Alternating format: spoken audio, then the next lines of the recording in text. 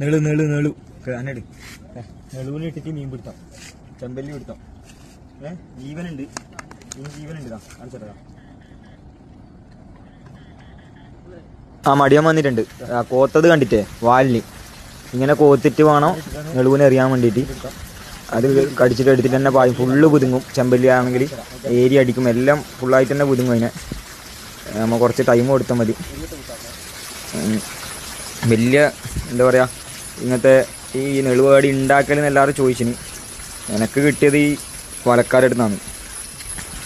നമ്മളെ പുഴയിൽ വലക്കൊന്നവർ ഫ്രീ ആയിട്ട് തരും. പിന്നെ എനിക്ക് അതിനെ കൊണ്ട് കിട്ടിയ ചെമ്പല്ലിയാണ് ഇതായി കാണുന്നത്.